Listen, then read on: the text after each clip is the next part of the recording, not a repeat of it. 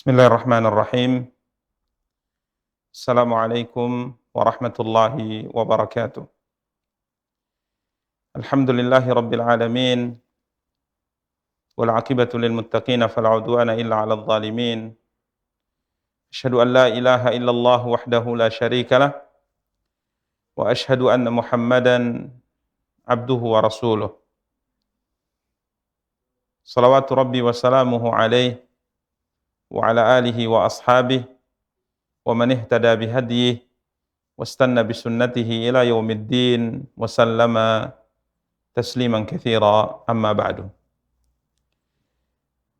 Para pemirsa Rasyad TV yang dimuliakan dan dirahmati oleh Allah Subhanahu wa taala, dan para akhwat yang alhamdulillah pada pertemuan kali ini masih diberikan oleh Allah Subhanahu wa taala kesempatan untuk bisa kembali mengikuti kajian tafsir Al-Qur'an kita via Zoom. Semoga Allah Subhanahu wa taala memberikan kepada kita semua rahmat-Nya, dan semoga Allah Subhanahu wa taala memberikan kepada kita semua kemudahan untuk bisa menggapai kemaslahatan, kebaikan untuk urusan dunia dan akhirat kita. Para pemirsa dan para akhwat yang dimuliakan dan dirahmati oleh Allah Subhanahu wa taala, biidznillah kita akan kembali mencoba untuk melanjutkan kajian tafsir Al-Qur'anil Karim, tafsir Juz Amma, dari karya yang telah ditulis oleh Syekh Abdurrahman bin Nasir As-Sa'di rahimahullah. Karya beliau Taisir Al-Karimir Rahman fi Tafsiri Kalami Al-Mannan, yang alhamdulillah pada pertemuan terakhir dalam membacakan tafsir beliau rahimahullah, kita telah menyelesaikan tafsir surat Al-Buruj, alhamdulillah. Dan biidznillah pada pertemuan kali ini kita akan melanjutkan pembahasan tafsir berikutnya, insyaallah tafsir surat At-Tariq, dan kita akan mencoba biidznillah tabaraka wa taala untuk membaca tafsir beliau surat At-Tariq dari ayat yang pertama sampai ayat yang terakhir dari surat yang mulia ini. Dan sebelum kita memulai kajian kita, kembali kita ingatkan kepada para pemirsa dan para akhwat yang dimuliakan dan dirahmati oleh Allah Subhanahu wa taala untuk kembali meluruskan niat dalam mengkaji tafsir Al-Qur'anil Karim, karena amal ibadah yang tidak didasari keikhlasan kepada Allah Subhanahu wa taala, maka ia akan menjadi sirna, tidak berguna sama sekali di sisi Allah Subhanahu wa taala. Para pemirsa dan para akhwat yang dimuliakan dan dirahmati oleh Allah Subhanahu wa taala, bagaimana biasanya sebelum kita membaca tafsir beliau, kita persilahkan untuk membaca apa yang difirmankan oleh Allah Subhanahu wa taala dari surat yang mulia ini. Tafadhal. أعوذ بالله من الشيطان الرجيم. بسم الله الرحمن الرحيم. والسماء والطارق. وما أدراك ما الطارق. النجم الثاقب. إن كل نفس لما عليها حافظ. فلينظر الإنسان مما خلق. خلق من ماء دافق. يخرج من بين الصلب والترائب. إنه على رجعه لقادر. يوم تبلى السرائر. فما له من قوة ولا ناصر. Demi langit dan yang datang pada malam hari. Dan tahukah kamu apakah yang datang pada malam hari itu? Yaitu bintang yang bersinar tajam. Setiap orang pasti ada penjaganya. Maka hendaklah manusia memperhatikan dari apa dia ciptakan. Dia diciptakan dari air mani yang terpancar, yang keluar dari antara tulang punggung, sulbi, dan tulang dada. Sungguh Allah benar-benar kuasa untuk mengembalikannya hidup setelah mati. Pada hari ditampakkan segala rahasia. Maka manusia tidak lagi mempunyai suatu kekuatan dan tidak pula ada penolong. Para pemirsa dan para akhwat yang dimuliakan dan dirahmati oleh Allah Subhanahu wa taala, surat At-Tariq sebagaimana disebutkan oleh para ulama termasuk salah satu di antara surat-surat Makkiyah. Surat yang diturunkan oleh Allah Subhanahu wa taala sebelum hijrahnya Nabi kita yang mulia sallallahu alaihi wasallam ke kota Madinah. Jumlah ayatnya adalah 17 ayat. Dan Nabi kita yang mulia sallallahu alaihi wa ala alihi wasallam disebutkan dalam beberapa hadis sering sekali membaca surat yang mulia ini. Sebagaimana disebutkan oleh Imam Ahmad dari hadis Abu Hurairah radhiyallahu an, anna Rasulullah sallallahu alaihi wasallam kana yaqra'u fil isya'il akhirati bis sama'i dzatil buruj was sama'i wat tariq.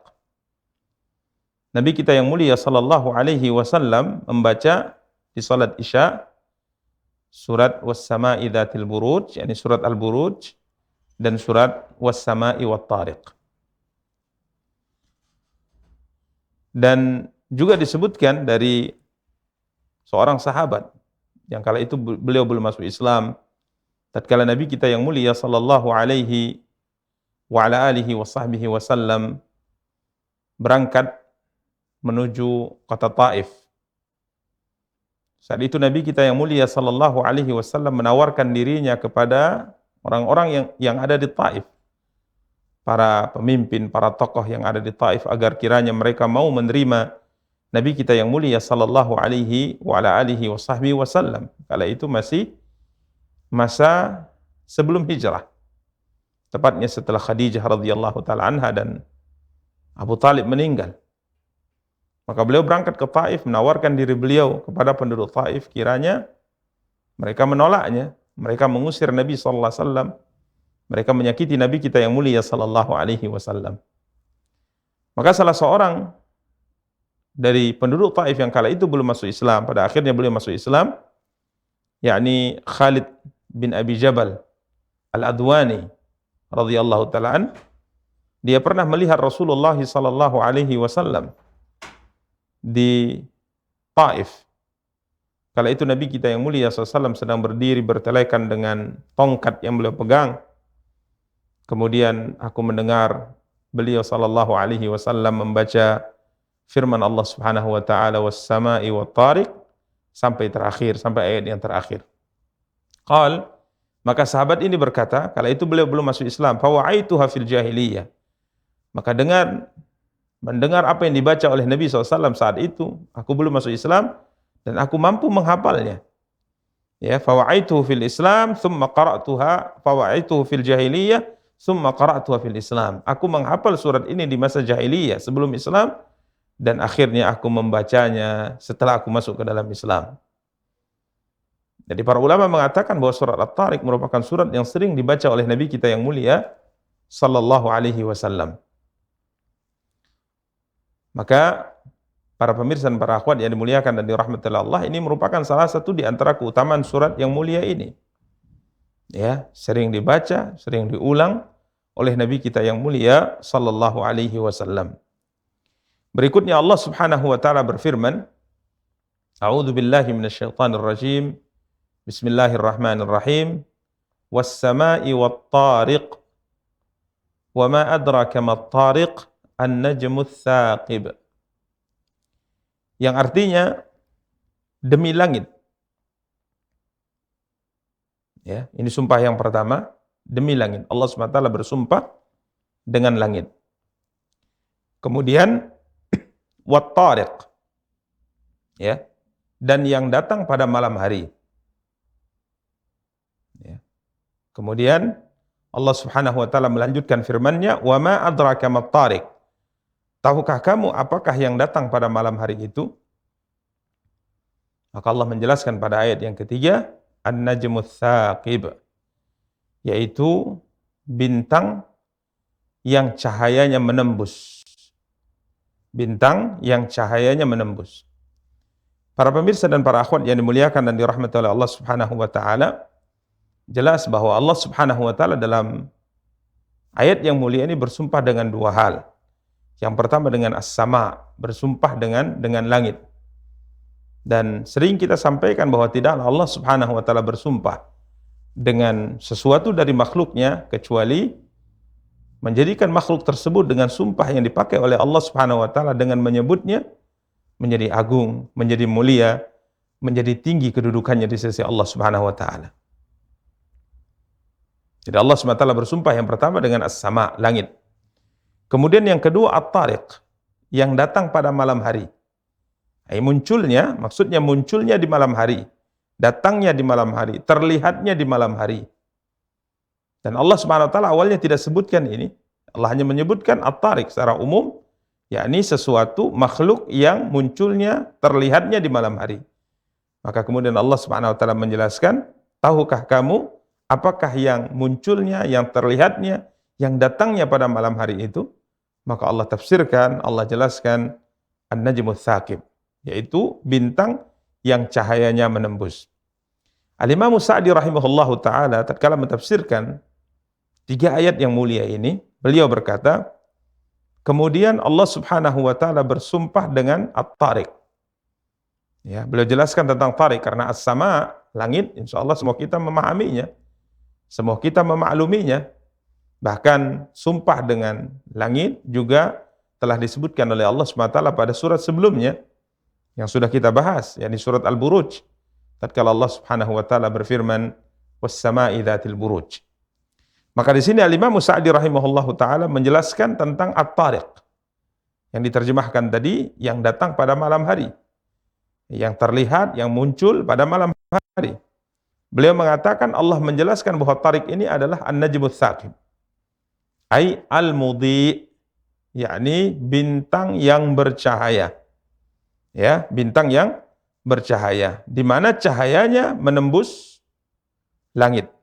Ya, cahayanya bisa menembus langit sehingga orang yang ada di bawah atau yang ada di bumi bisa melihat cahaya terang yang muncul dari bintang ini.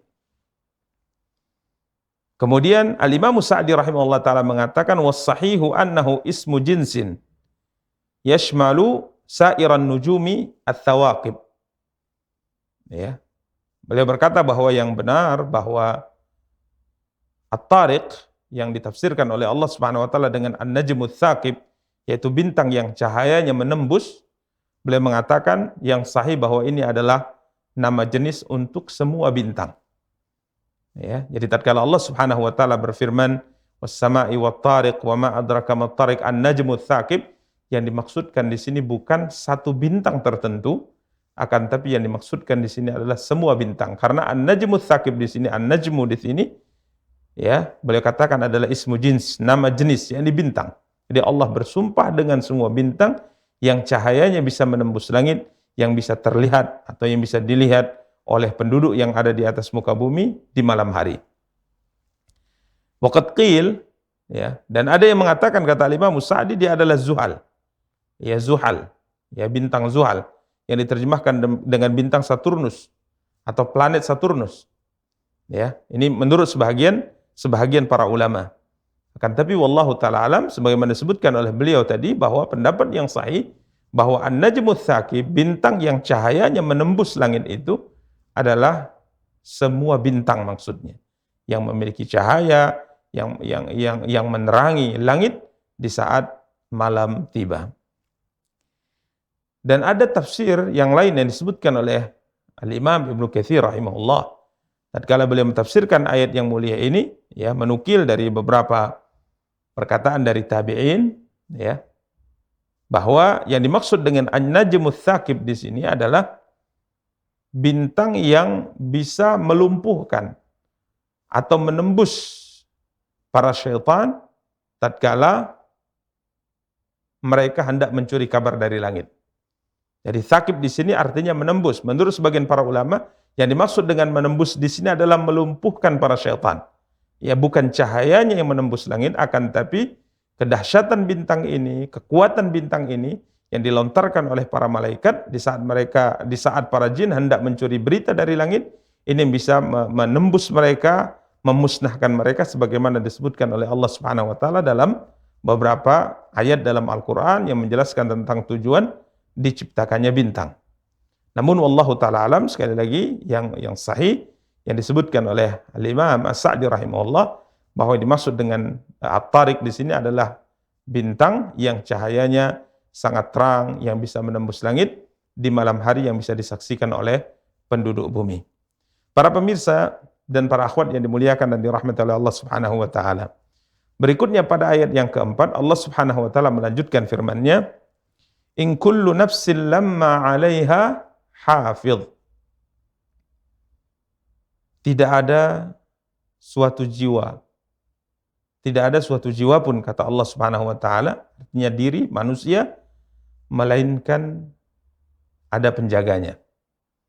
Melainkan ada penjaganya. Tidak ada suatu jiwa pun melainkan ada penjaganya. Artinya semua kita, semua manusia, orang-orang yang terdahulu, orang-orang yang sekarang yang dalam kondisi masih hidup maupun orang-orang yang akan datang, tidak ada seorang pun dari manusia kecuali kata Allah Subhanahu wa taala ada penjaganya, yakni dari malaikat. Al-Imam Sa'di rahimahullahu taala berkata, "Wal muqsamu alaih." Ini adalah tujuan sumpah atau ini yang disumpahi. Maka tatkala Allah Subhanahu wa taala berfirman, "Was-sama'i wat-tariq, wa ma adraka mat-tariq, an-najmu ats-tsaqib," maka tujuan dua sumpah yang disebutkan oleh Allah pada ayat yang pertama adalah untuk menegaskan ini. Ya, demi langit dan demi bintang yang cahayanya menembus langit yang bisa dilihat oleh orang-orang yang berada di bumi. Maka Allah menegaskan tidak ada satu jiwa pun kata Allah kecuali ada penjaganya dari para malaikat. Ini muqsam alaih. Ini yang disumpahi.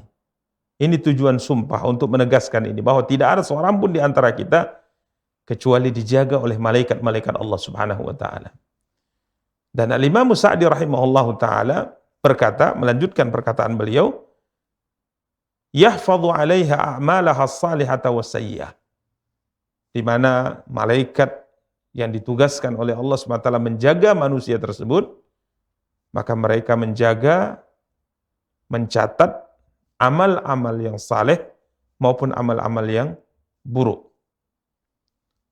Wa satujaza bi'amaliha al-mahfudh 'alaiha, dan kelak pada hari akhirat semua manusia yang Allah SWT perintahkan malaikat untuk menjaga amalnya, mencatat amalnya, memperhatikan amalnya, mengawasi amalnya, maka hamba ini kelak akan diberikan oleh Allah SWT ganjaran, balasan atas semua amal yang dia lakukan dalam kehidupan dunia.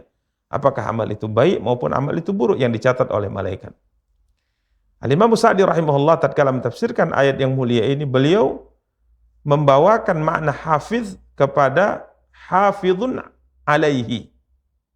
Ya, karena hafiz di sini menjaga ada dua kemungkinan dalam tafsir para ulama. Kemungkinan pertama yang dimaksud dengan malaikat yang menjaganya adalah malaikat yang selalu hadir di sisi kanan dan kiri setiap manusia, mencatat semua amal kebaikan dan mencatat semua amal keburukan. Sebagaimana yang difirmankan oleh Allah Subhanahu wa taala, contohnya dalam surat Qaf ayat 17 dan 18. Allah Subhanahu wa taala berfirman, "Idz yatalaqqal mutalaqqiyani 'anil yamini wa 'anil shimali qa'id, ma yalfidhu min qawlin illa ladaihi raqibun 'atid." Yaitu ketika dua orang malaikat mencatat amal perbuatannya. Dua orang malaikat mencatat amal perbuatannya. Seorang duduk di sebelah kanan. Ya, seorang malaikat duduk di sebelah kanan. Para ulama ahli tafsir mengatakan inilah malaikat yang ditugaskan oleh Allah untuk mencatat semua amal kebaikannya. Ucapan-ucapan yang baik dan perbuatan-perbuatan baik yang mencatatnya adalah malaikat yang berada di sebelah kanan seorang hamba. Wa 'anis shimali qa'id, dan yang lain duduk di sebelah kirinya. Malaikat yang kedua duduk di sebelah kirinya. Dan malaikat ini ditugaskan oleh Allah Subhanahu wa taala mencatat semua ucapan buruk yang keluar dari lisannya dan semua perbuatan yang dilakukan oleh hamba ini. Kemudian Allah mengatakan, "Ma yalfidhu min qaulin illa ladaihi raqibun atid." Tidak ada suatu ucapan, kata Allah Subhanahu wa taala, yang diucapkannya melainkan ada di dekatnya malaikat pengawas yang selalu hadir.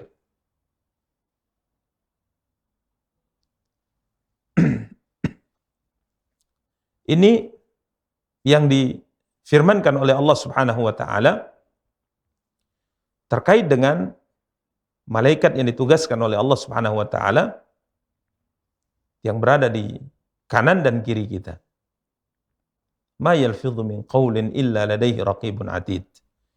Tidak ada suatu ucapan pun yang diucapkannya melainkan ada di dekatnya malaikat yang selalu mengawasi dan malaikat yang selalu hadir. Maka apa yang ditafsirkan oleh Al-Imam As-Sa'di rahimahullah adalah sama seperti yang Allah tegaskan dalam ayat yang mulia ini. In kullu nafsin lamma 'alaiha hafidh.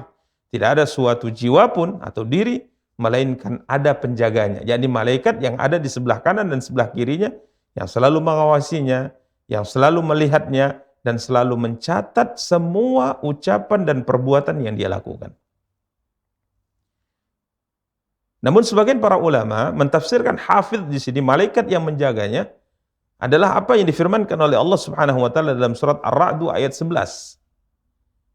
Ya, karena dalam surat Ar-Ra'd ayat 11 Allah Subhanahu wa taala berfirman tentang dua malaikat yang lain yang menjaga seorang manusia dengan penjagaan atau pengawasan yang berbeda. Ya, di mana Allah Subhanahu wa taala berfirman dalam surat Ar-Ra'd ayat 11, lahu mu'aqibatum min baini yadayhi wa min khalfihi yahfazunahu min amrillah. Bagi manusia ada malaikat-malaikat yang selalu mengikutinya bergiliran, mu'aqibat. Bergiliran artinya bergantian. Ya, selalu mengikuti manusia. Min baini yadayhi wa min khalfihi. Yang satu ada di depannya dan satu malaikat lagi ada di belakangnya. Yahfazunahu min amrillah. Mereka menjaganya atas perintah Allah. Ini malaikat yang lain. Ya, malaikat yang lain disebut dengan malaikat muaqibat. Ya, selalu menjaga manusia di depannya dan selalu menjaga manusia di belakangnya dari hal-hal yang mungkin bisa menimpakan keburukan bagi manusia ini kecuali sesuatu yang sudah Allah takdirkan. Jadi jika seandainya seorang manusia hendak ditimpa sesuatu, maka malaikat ini yang menjaganya. Tatkala seorang hamba hendak ditimpa oleh suatu keburukan, maka malaikat ini yang akan menyingkirkannya. Kecuali sesuatu yang memang Allah sudah takdirkan akan menimpanya, maka malaikat ini tidak bisa menjaganya. Ini malaikat yang lain, muaqibat. Ya, maka sebagian para ulama mengatakan, in kullu nafsin lamma 'alaiha hafidh, tidak ada suatu jiwa pun atau diri melainkan ada penjaganya dari malaikat. Sebagian mentafsirkan yang dipenjaga di sini yang menjaganya dari keburukan-keburukan yang akan menimpanya yang berada di posisi depan dan belakangnya. Ini berbeda dengan malaikat yang tadi kita sebutkan, dua malaikat yang berada di kanan dan kiri kita, yang mana dua malaikat ini ditugaskan oleh Allah untuk mencatat semua ucapan, semua perbuatan yang kita lakukan, baik ucapan dan perbuatan itu merupakan perbuatan dan ucapan yang baik maupun ucapan dan perbuatan yang buruk. Ya. Dan sebagian para ulama mengatakan bahwa ayat ini pada hakikatnya adalah mutlak. Ya, artinya umum, bisa dibawa kepada makna malaikat yang pertama yang Allah sebutkan dalam surat Qaf ayat 17 dan 18 dan bisa dibawa kepada makna malaikat yang difirmankan oleh Allah Subhanahu wa taala dalam surah Ar-Ra'd ayat 11. Namun Al-Imam As-Sa'di rahimahullah beliau mentafsirkan ayat yang mulia ini dengan membawakan maksudnya adalah malaikat yang berada di kanan dan kiri kita, mencatat semua perbuatan yang kita lakukan dan semua ucapan yang kita ucapkan. Jadi mungkin kita sebutkan tugas malaikat yang berada di kanan dan kiri kita adalah mengawasi kita, mencatat amal perbuatan kita, dan bisa kita katakan malaikat yang ada di depan dan belakang kita adalah malaikat yang menjaga kita, yang menyingkirkan sesuatu yang akan membahayakan kita, kecuali dalam perkara-perkara yang sudah Allah takdirkan untuk mengenai kita. Demikian para pemirsa dan para akhwat yang dimuliakan dan dirahmati oleh Allah Subhanahu wa taala. Kemudian berikutnya Allah Subhanahu wa taala berfirman pada ayat yang kelima, "Falyanzuril insanu mimma khuliq." Falyanzuril insanu mimma khuliq. Maka hendaklah manusia memperhatikan dari apakah ia diciptakan. Di sini Allah Subhanahu wa taala mengajak seorang manusia untuk berfikir. Awal mula penciptaannya, ia diciptakan dari apa asalnya? Sehingga hal yang seperti ini tatkala direnungkan oleh seorang hamba, direnungkan oleh seorang manusia, maka sifat kesombongan akan hilang dari dirinya. Sifat kesombongan akan hilang dari dirinya. Sebagaimana pernah diceritakan dari Malik bin Dinar. Beliau melihat seorang komandan perang besar yang bernama Al-Muhallab bin Abi Sufrah berjalan dengan congkaknya, berjalan dengan penuh kesombongan. Padahal Allah Subhanahu wa taala sudah ingatkan dalam Al-Qur'an, "Wala tamshi fil ardi maraha, innaka lan takhriqal arda wa lan tablughal jibala tula." Allah SWT melarang hamba-hambanya untuk berjalan di atas muka bumi dengan kesombongan. Ya, dan Nabi SAW mencela kesombongan. Dan Nabi SAW mengingatkan tentang sikap berjalan dengan penuh kesombongan seperti seorang yang berjalan dengan memusungkan dadanya. Ini merupakan jalan yang sangat dibenci oleh Allah SWT. Sampai di perang Uhud, Nabi kita yang mulia SAW melihat gaya jalannya Abu Dujana setelah ia diserahkan kepadanya oleh Nabi kita yang mulia sallam, atau setelah ia menerima sebuah pedang yang diberikan oleh Nabi SAW kepadanya, ya, kemudian ia setelah menerima pedang tersebut, ia kemudian mengikat kepalanya dengan ikat merah, ya, kain merah, yang menunjukkan bahwa ia siap untuk bertempur sampai titik darah penghabisan, siap berjuang sampai mati. Maka kemudian ia berjalan dengan membawa pedang yang diserahkan oleh Nabi SAW kepadanya di antara dua pasukan kaum muslimin dan orang-orang kafir, dengan membusungkan dada, dengan berjalan penuh dengan kecongkakan dan kesombongan. Maka Nabi SAW mengatakan, "Inna hadhil misyah," sesungguhnya gaya jalan seperti ini merupakan jalan yang sangat dibenci oleh Allah Subhanahu wa taala, kecuali di kondisi seperti ini, di saat perang. Maka seorang yang berjalan dengan kesombongan, dengan membusungkan dadanya, dengan kecongkakan, dengan kesombongan, ini merupakan perkara yang sangat dibenci oleh Allah Subhanahu wa taala. Maka Malik bin Dinar melihat komandan perang yang bernama Al-Muhallab bin Abi Sufrah berjalan dengan jalan seperti itu, maka dia ingatkan. Dia nasihati. Kenapa engkau harus berjalan seperti itu? Dia tegur. Dia nasihati. Maka Muhallab bin Abi Sufrah kala itu mengatakan, "Ala ta'rifuni? Ala ta'rifuni? Apakah engkau tidak mengenal saya? Siapa saya?" Ya. Maka Malik bin Dinar mengatakan, "Saya sangat mengenal Anda. Ya, saya sangat mengenal Anda. Andalah yang dahulunya asalnya dari setetes air mani yang hina. Dari setetes air mani yang hina. Dan Andalah tatkala nanti mati, meninggal, jika seandainya tidak dikuburkan oleh manusia, tidak dimandikan, tidak dikafani, tidak dikuburkan oleh manusia, maka jasad Anda ini layaknya seperti bangkai. Dan Anda, saya kenal Anda, karena Andalah yang hidup di atas muka bumi, juga membawa kotoran di perut Anda." Subhanallah, Malik bin Dinar mengingatkan. Ya, Awal mula manusia itu diciptakan dari status air mani yang hina.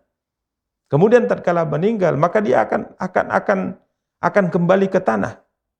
Dan jika seandainya manusia tidak menguburkannya, maka jasad seorang hamba tadi, seorang manusia tadi, layaknya seperti bangkai. Dan tatkala kita hidup berjalan di atas muka bumi, sekalipun kita sombong, penuh dengan kesombongan, tetapi Malik bin Dinar mengatakan, Anda hakikatnya membawa sesuatu yang kotor, yang najis di tubuh Anda. Yakni kotoran. Maka apa kata Al-Muhallab bin Abi Sufrah? Dia tundukkan kepalanya, ya, dia menunduk kemudian mengatakan, sungguh benar, engkaulah orang yang mengenalku dengan baik. Maka para pemirsa dan para akhwat yang dimuliakan dan dirahmati Allah SWT, Allah SWT mengajak seorang hamba, mengajak seorang manusia untuk berfikir kembali awal mula penciptaannya dengan firman-Nya, "Falyanzuril insanu mimma khuliq."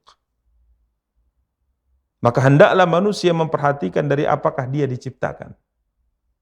Bukan pandangan dengan mata yang diinginkan oleh Allah, bukan melihat dengan mata yang diinginkan oleh Allah, akan tapi renungkanlah, fikirkanlah dari apa ia diciptakan. Maka Imam Sa'di mengatakan, "Falyatadabbar khilqatahu atau khalqatahu wa mabda'ahu." Hendaknya seorang itu merenungkan awal mula penciptaannya. Ia diciptakan dari apa? Maka Allah SWT berfirman, "Khuliqa min ma'in dafiq." Dia diciptakan dari air yang dipancarkan. Al-Imam Sa'di mengatakan, "Fa innahu makhluqun." Sesungguhnya manusia itu adalah seorang makhluk, seorang yang diciptakan dari air yang dipancarkan, yakni dari setetes air mani. Air yang hina, yang Allah katakan mimma'in mahin, dari setetes air yang hina. Ini awal mula penciptaan kita.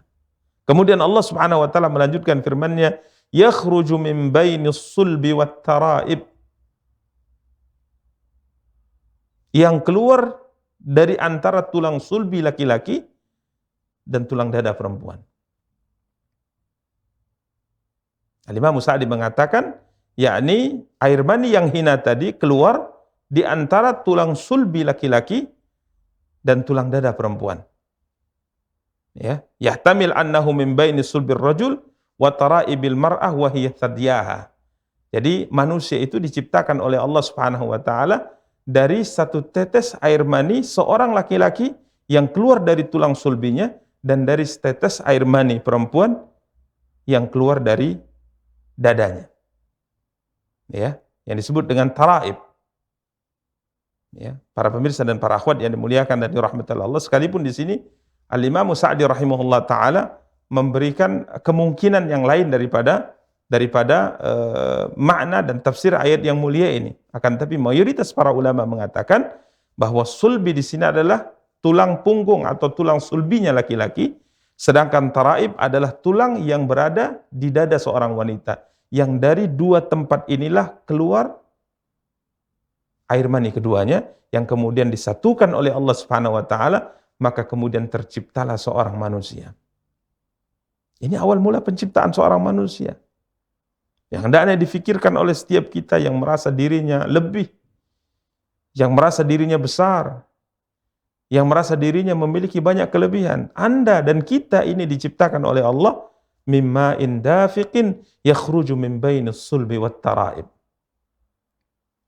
Ya, dua air mani yang dipertemukan oleh Allah Subhanahu wa taala, dua air hina yang ditemukan oleh Allah Subhanahu wa taala, kemudian dengannya Allah Subhanahu wa taala menciptakan seorang manusia yang kemudian dilahirkan dalam kondisi tidak memiliki apa-apa dan tidak memiliki kemampuan apa-apa kalau bukan karena kasih sayang Allah Subhanahu wa taala. Demikian para pemirsa dan para akhwat yang dimuliakan dan dirahmati oleh Allah Subhanahu wa taala. Kemudian berikutnya Allah Subhanahu wa taala melanjutkan firman-Nya pada ayat yang ke-8, "Innahu ala raj'ihi laqadir."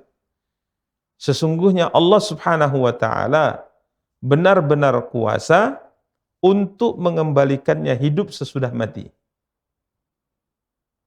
Innahu, yakni Allah. Sesungguhnya Allah, sesungguhnya Dia, yakni Allah Subhanahu wa taala, ala raj'ihi, benar-benar kuasa untuk mengembalikannya. Ya, dhamir kata ganti di sini ala raj'ihi, benar-benar kuasa untuk mengembalikannya. Siapa yang dikembalikan?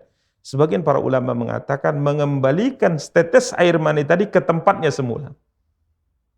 Ya, air mani yang keluar dari tulang sulbi seorang laki-laki dan air mani yang keluar dari tulang dada seorang wanita, tatkala ia sudah keluar, maka Allah Subhanahu wa taala mampu mengembalikan air mani ini ke tempat asalnya. Ini pendapat yang pertama kan, tapi pendapat ini marju, lemah. Ya, yang sahih wallahu taala alam sebagaimana terjemahan. Sesungguhnya Allah benar-benar kuasa untuk mengembalikannya, ini manusia yang sudah diciptakan dari dua tetes air mani ini, dari ayah dan ibunya tadi, dari laki-laki dan perempuan tadi, kemudian setelah ia dilahirkan, kemudian dia hidup dewasa dan memiliki banyak hal, memiliki kemampuan dan sebagainya sampai akhirnya Allah wafatkan, maka sesungguhnya Allah Subhanahu wa taala Maha Kuasa untuk mengembalikan manusia ini hidup kembali setelah kematiannya. Wa huwa ahwanu alaih. Untuk mengembalikan manusia hidup kembali setelah mati itu jauh lebih mudah bagi Allah dibandingkan menciptakan manusia pada awalnya yang tadinya tidak ada kemudian menjadi ada dengan dipertemukan, dengan sebab dipertemukannya dua tetes air mani dari seorang laki dan wanita. Ya, demikian para pemirsa dan para akhwat yang dimuliakan dan dirahmati Allah Subhanahu wa taala. Maka Imam Sa'di mengatakan, "Falladzi awjadal insan mimma dafiqin yakhruju min hadzal mawdi'is sa'bi." Allah yang telah menciptakan manusia dari setetes air yang dipancarkan, yang keluar dari tempat yang sangat sulit ini. Tulang sulbi atau tulang punggung seorang lelaki dan tulang dada seorang wanita, maka tatkala Allah SWT mampu menciptakan manusia dari hal ini, maka dia juga mampu, dia juga kuasa ala raj'ihi fil akhirah, mengembalikan manusia ini setelah mati di akhirat nanti. Wa i'adatihi lil ba'ats, dan mengembalikan dia di hari kebangkitan, wan nusyuri wal jaza, untuk mendapatkan ganjaran dan balasan tatkala ia bertemu dengan Allah Subhanahu wa taala. Ini pendapat yang sahih. Jadi maknanya innahu ala raj'ihi laqadir, sesungguhnya Allah benar-benar kuasa mengembalikan manusia hidup kembali setelah kematiannya. Berikutnya Allah Subhanahu wa taala menceritakan apa yang akan terjadi di saat manusia akan dikembalikan nanti pada hari akhirat. Apa yang terjadi di sana? Maka Allah Subhanahu wa taala melanjutkan firman-Nya pada ayat yang ke-9, yauma tublas sarair. Pada hari ditampakkan oleh Allah Subhanahu wa taala segala rahasia. Pada hari akan dinampakkan oleh Allah Subhanahu wa taala segala rahasia. Yakni tukhtabaru sarairus sudur. Al-Imam Sa'di mengatakan pada hari itu akan diselidiki semua rahasia yang tersimpan di dalam dada-dada manusia. Wa yadhhar ma kana fil qulubi min khairin wa syarrin ala safahatil wujuh, dan akan terlihat apa yang tersimpan di dalam dada-dada manusia, apa yang tersembunyi di dalam dada-dada manusia daripada kebaikan dan keburukan akan terlihat pada wajah-wajah pemiliknya. Orang yang di hatinya kebaikan, maka kebaikan pada hari itu akan diselidiki oleh Allah, akan ditampakkan oleh Allah, sehingga kebaikan yang tersimpan di dalam dadanya ini akan terlihat dari rona wajahnya. Wajahnya akan berseri-seri. Sebaliknya orang-orang yang menyembunyikan keburukan di dalam hatinya, maka pada hari itu akan Allah selidiki, akan Allah tampakkan, sehingga apa yang dia sembunyikan dalam dadanya pada hari itu akan terlihat pada rona wajahnya, wajahnya menjadi muram, wajahnya menjadi sedih. Sebagaimana yang disebutkan oleh Allah Subhanahu wa taala, kata Imam Sa'di dalam surat Ali Imran ayat 106. Allah berfirman, "Yauma tabyaddu wujuhum wa taswaddu wujuh." Pada hari di waktu itu ada muka yang putih berseri dan ada pula muka yang hitam muram.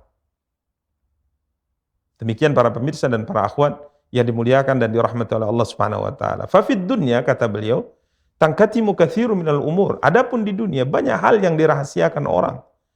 Banyak hal yang disembunyikan orang, banyak hal yang orang tidak tahu dari orang lain. Wala tadhharu iyana linnas. Banyak sesuatu yang tidak bisa dipandang oleh manusia dengan jelas. Sehingga kadang-kala kita melihat seseorang sepertinya orang yang baik, sepertinya orang yang taat, akan tapi ada sesuatu yang ia sembunyikan di dalam hatinya yang bertolak belakang dengan apa yang kita lihat.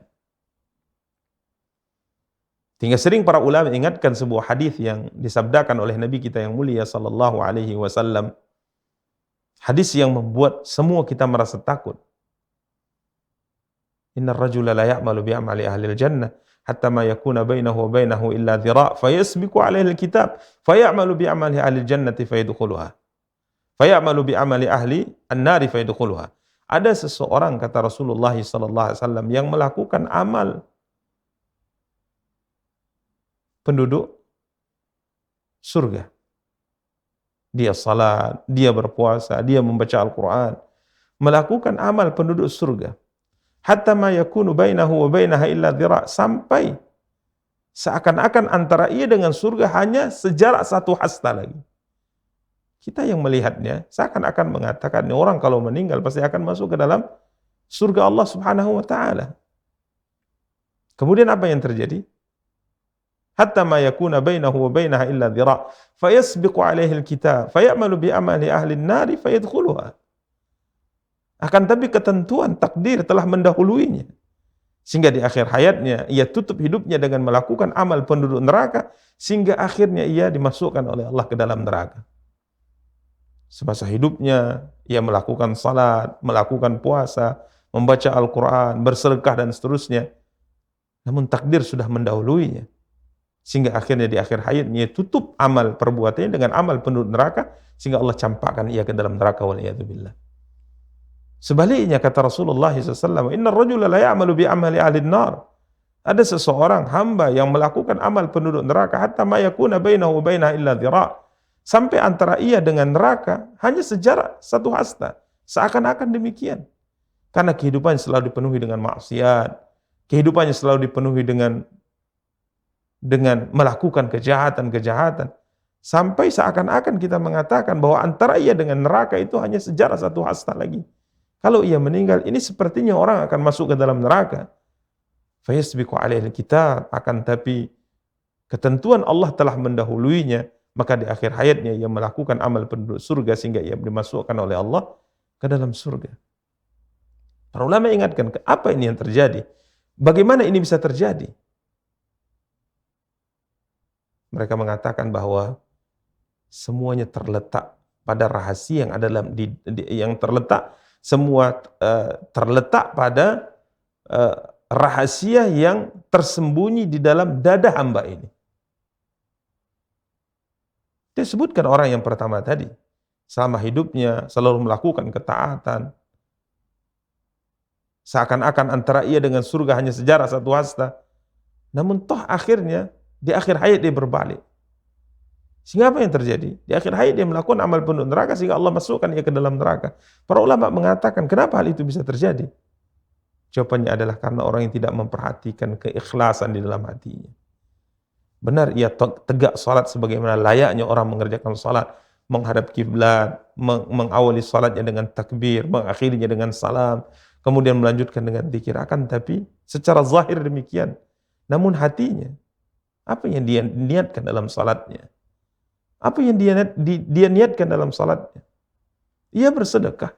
Benar, ia bersedekah. Sedikit dan banyak dari hartanya ia sedekahkan. Tapi apa niatnya ia bersedekah? Apakah dia niatkan karena Allah atau tidak? Maka di dunia semua ini bisa tidak terlihat oleh manusia. Seorang bisa menyembunyikan keburukan di dunia. Maka di akhirat, Imam Sa'di mengatakan, amma fil qiyamah fayadhharu barrul abrar wa fujurul fujjar wa tasirul umur alaniyatan. Pada hari akhirat, kebaikan orang-orang yang melakukan kebaikan di dunia akan diperlihatkan oleh Allah. Kejahatan orang-orang yang melakukan kejahatan akan diperlihatkan oleh Allah. Sehingga semua perkara di akhirat akan menjadi jelas dan nyata. Terlihat oleh siapapun. Maka para ulama mengatakan yang pertama kali harus kita jaga dan kita perhatikan adalah hati kita. sejauh mana keikhlasan kita dalam melakukan satu amal kepada Allah Subhanahu wa taala yang sering kita sampaikan di semua pertemuan-pertemuan kita, di awal pertemuan-pertemuan kita, luruskan niat. Karena amal apapun, sebesar apapun amal itu di sisi Allah, namun tatkala seorang melakukannya bukan karena Allah, maka tidak akan berguna sama sekali. Qadimna ila ma'amilu min amalin faja'alnahu haba'an manthura. Kelak kami akan perlihatkan kepada mereka semua amal perbuatan yang mereka lakukan. Kemudian amal itu akan kami jadikan bagikan debu yang berterbangan, kata Allah Subhanahu wa ta'ala. Nas'alullah as-salamu wal afiyah. Maka Allah mengatakan yauma tublas sarair, pada hari dinampakkan segala rahasia. Orang munafik yang hidup dengan menyembunyikan kemunafikannya, berpura-pura masuk ke dalam Islam, secara zahir dia mengucapkan asyhadu an la ilaha illallah wa asyhadu anna Muhammad Rasulullah, tapi di sisi lain dia sembunyikan kekufuran yang ada dalam hatinya. Tatkala bertemu dengan orang-orang beriman, dia mengatakan kami beriman bersama dengan kalian. Tatkala bertemu dengan syaitan-syaitan mereka, teman-teman mereka sama kafir, mereka mengatakan kami hanya memperolok-olok saja. Maka pada hari akhir semua itu akan diperlihatkan oleh Allah Subhanahu wa ta'ala. Berikutnya Allah Subhanahu wa ta'ala melanjutkan firman-Nya pada ayat yang ke-10, pada hari itu fama lahu min quwwatin wala nasir.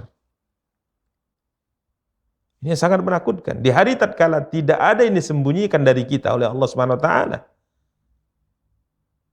Yang sangat menakutkan, di hari tatkala semua ditampakkan. Semua kebaikan diperlihatkan, semua keburukan diperlihatkan, semua yang kita rahasiakan dari kejahatan-kejahatan diperlihatkan oleh Allah Subhanahu wa taala. Yang sangat menakutkan di hari itu, Allah mengatakan, maka sekali-kali tidak ada bagi manusia di hari itu suatu kekuatan pun dan tidak pula seorang penolong. Al-Imam Sa'di rahimahullah ta'ala mengatakan, fama lahu min quwwah. Ia tidak memiliki, sekali-kali ia tidak memiliki kekuatan untuk menolak keburukan yang akan Allah timpakan kepadanya. Nasallahu alaihi wasallam. Di hari tatkala apa yang ada di dada kita disingkap oleh Allah, kejahatan dan keburukan selama ini mungkin kita sembunyikan, yang kita belum bertaubat darinya, disingkap oleh Allah, diperlihatkan oleh Allah, dan hukumannya adalah ini, ancamannya adalah ini.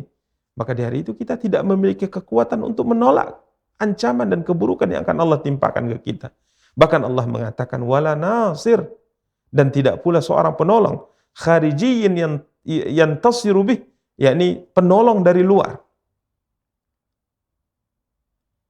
Fahadzal qasam ala halatil amilin waqta amalihim wa inda jazaihim. Maka sumpah yang disebutkan oleh Allah Subhanahu wa taala, was-sama'i wat-tariq, demi langit dan demi bintang yang cahayanya menembus langit yang bisa dilihat oleh penduduk bumi, maka tujuan sumpah adalah kondisi orang yang beramal, yang tatkala beramal maka semua yang dia lakukan dicatat oleh dua orang malaikat yang ada di kanan dan kirinya. Kemudian juga Allah bersumpah dengan apa yang akan terjadi bagi orang-orang yang beramal nanti pada hari akhirat, apa yang akan mereka dapat daripada kebaikan dan keburukan yang mereka lakukan dalam kehidupan dunia. Berikutnya kita persilahkan. Was-samaa'i dzatir raj' wal ardi dzatis sad'i innahu laqawlun fasl wa ma huwa bil hazl innahum yakiduna kaida wa akidu kaida famahhilil kafirina amhilhum ruwaida.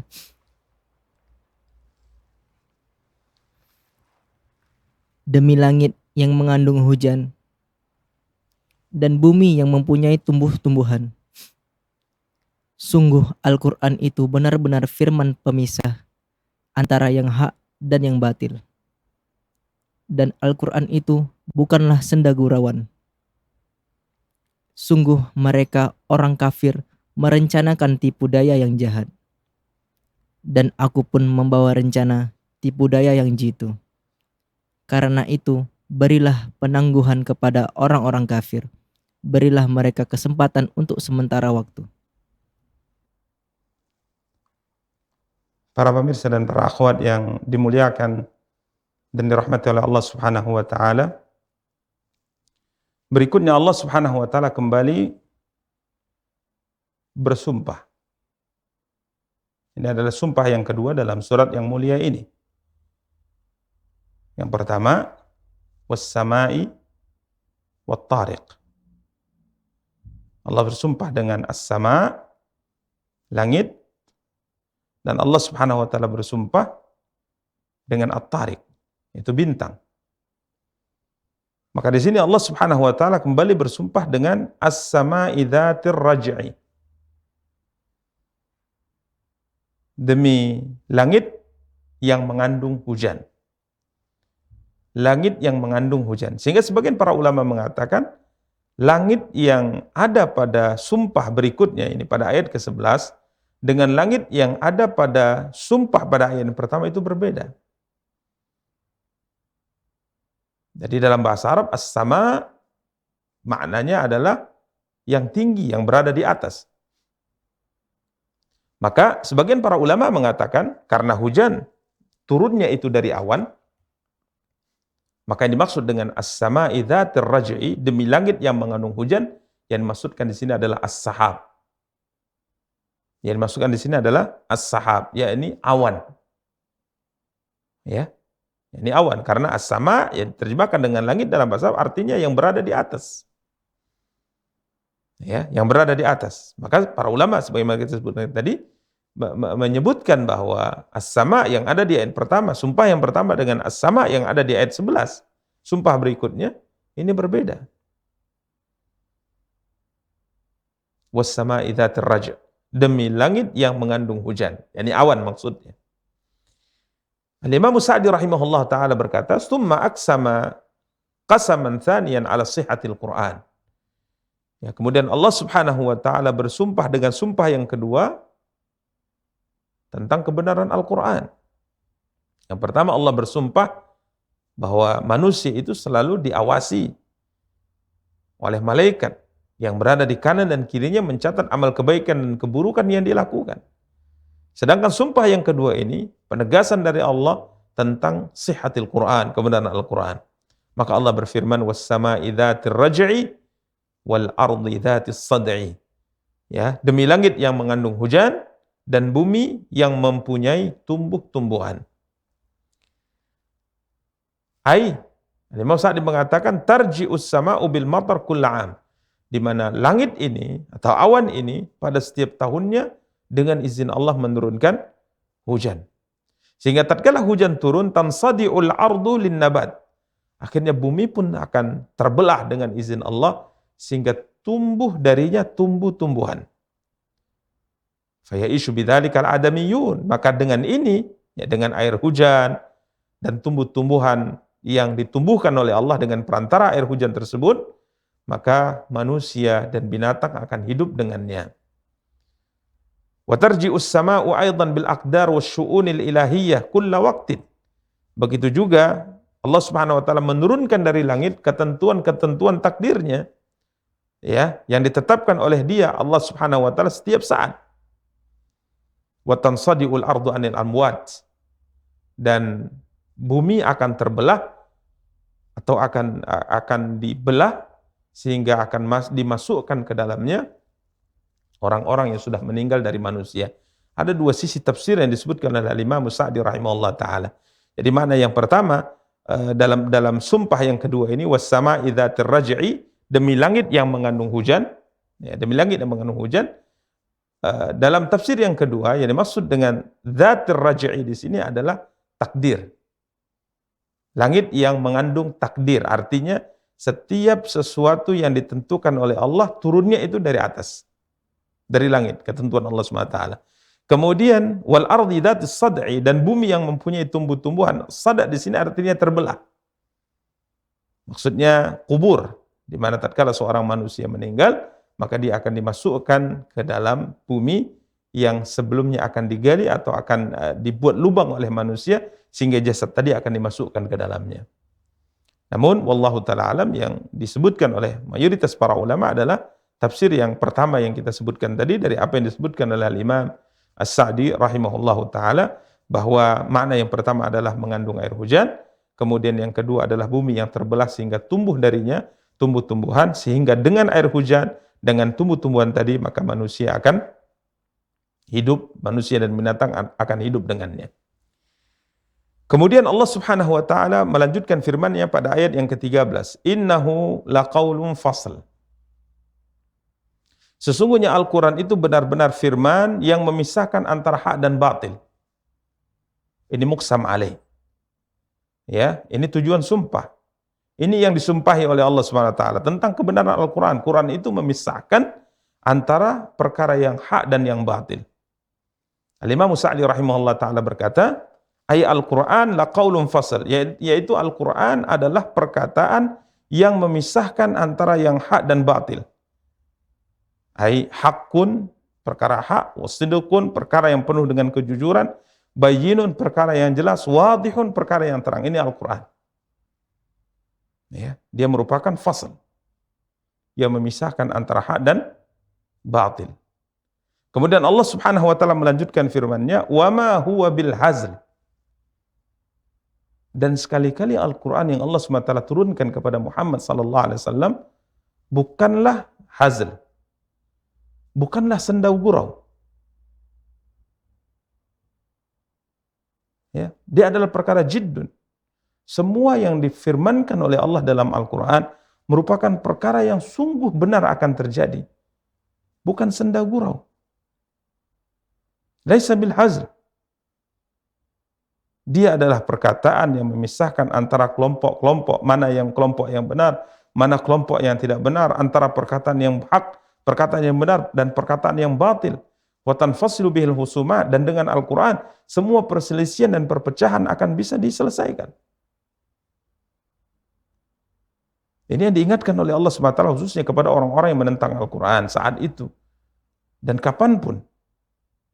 Tatkala mereka menolak Al-Quran, hakikatnya mereka menolak sesuatu yang kata Allah Subhanahu wa taala perkataan fasl, hak yang memisahkan antara hak dan batil, dan dia bukanlah perkataan al-hazl.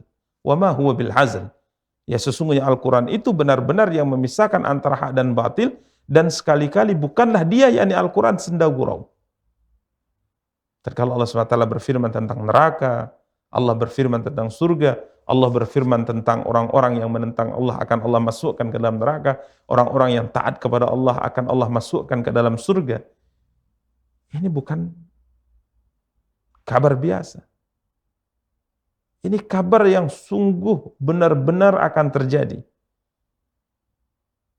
Ini bukan sendau gurau. Yang tatkala seorang membacanya, seorang mendengarnya, kemudian dia menertawakannya, kemudian dia tidak beriman dengannya. Bahkan dijadikan sebagai sesuatu bahan ejekan dan olok-olokan di kalangan mereka. Quran ini kata Allah SWT, innahu laqaulun faslun wa ma huwa bil hazl. Tatkala Allah SWT mengatakan bahwa orang-orang yang kafir kepada Allah, mendustakan ayat-ayat Allah Subhanahu wa taala, la yadkhulunal jannah hatta yalijal jamalu fi sammil khiyat. Mereka tidak akan bisa masuk ke dalam surga kecuali setelah seekor unta bisa masuk ke lubang jarum. Artinya mustahil mereka masuk ke dalam surga. Tatkala Allah SWT berfirman, walau asyraku lahabita anhum ma kanu ya'malun. Jika seandainya mereka melakukan kesyirikan kepada Allah, maka akan sirnalah semua amal perbuatan yang mereka kerjakan. Ini bukan sendau gurau. Ini firman yang sungguh benar terjadi sebagaimana difirmankan oleh Allah kalau mereka melakukannya.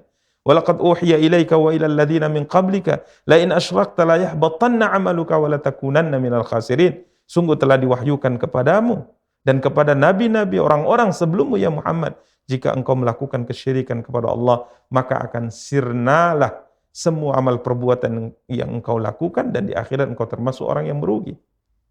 Allah berfirman, innahu man yusyrik billah faqad harramallahu alaihi jannah. Orang-orang yang melakukan kesyirikan kepada Allah, maka sungguh Allah haramkan atasnya surga dan tempat kembalinya adalah neraka, jahannam, dan mereka tidak akan mendapatkan seorang penolong pun.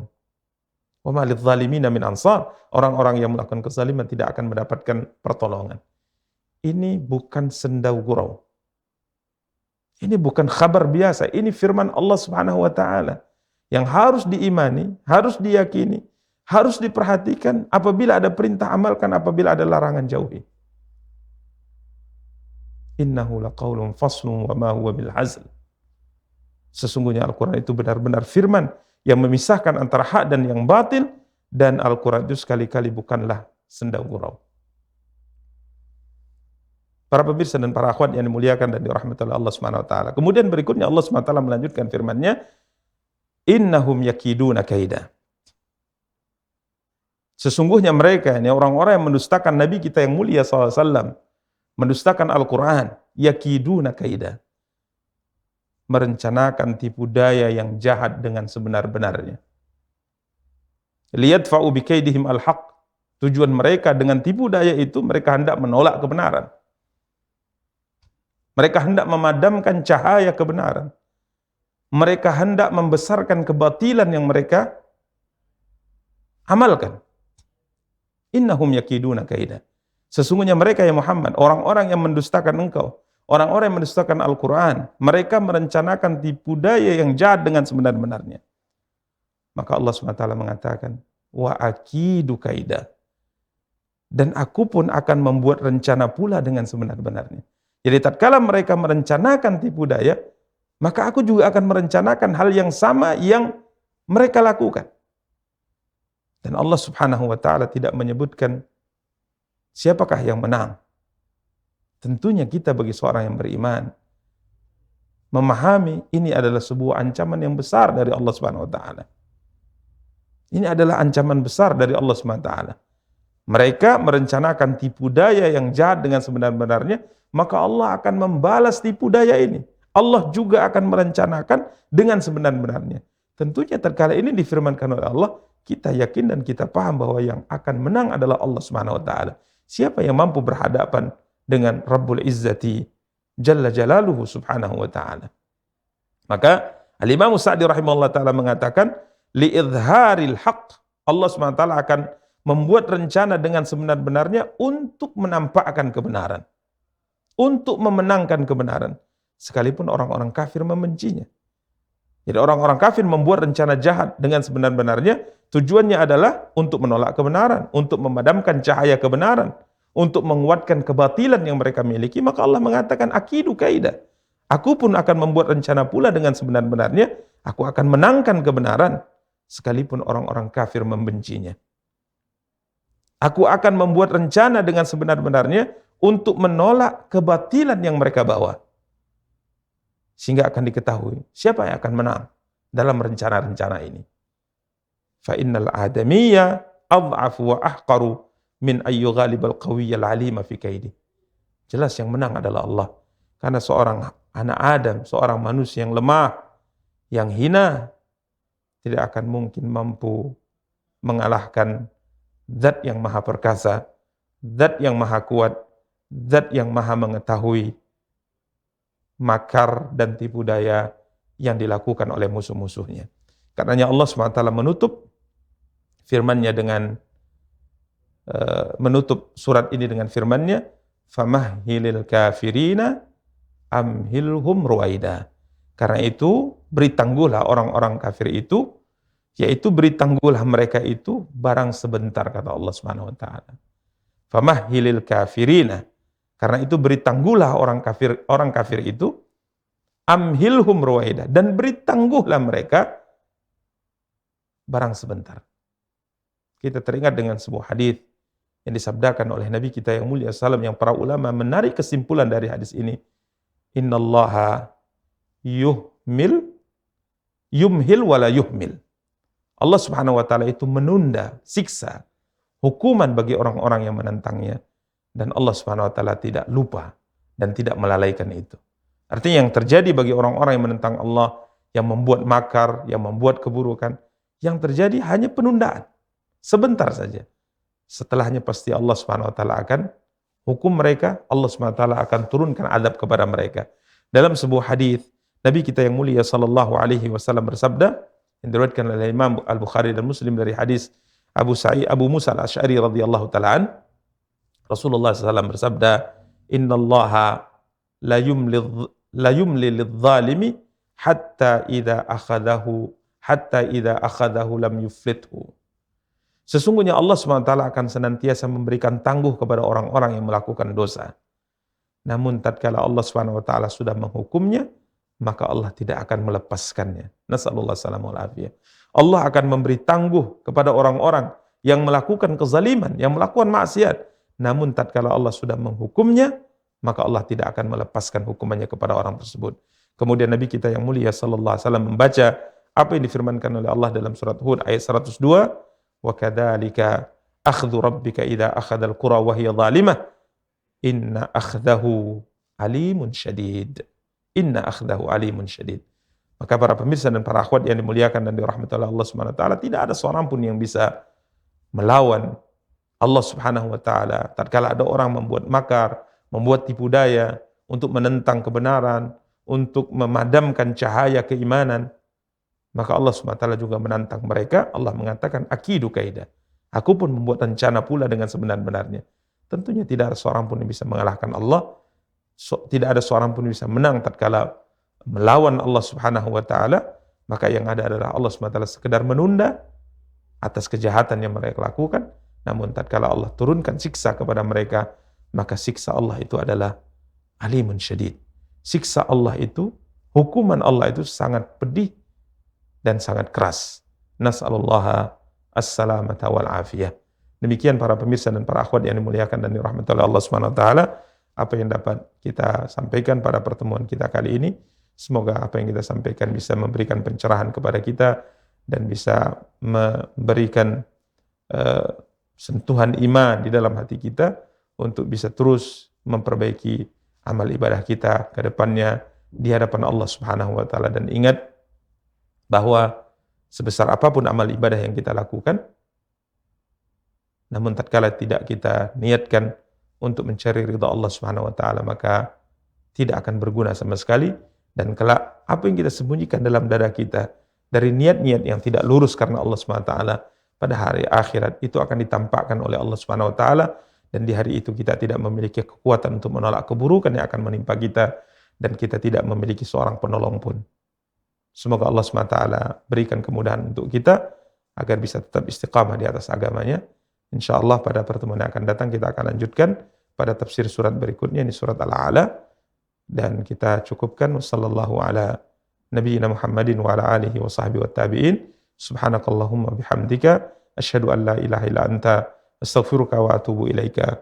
Wassalamu alaikum warahmatullahi wabarakatuh.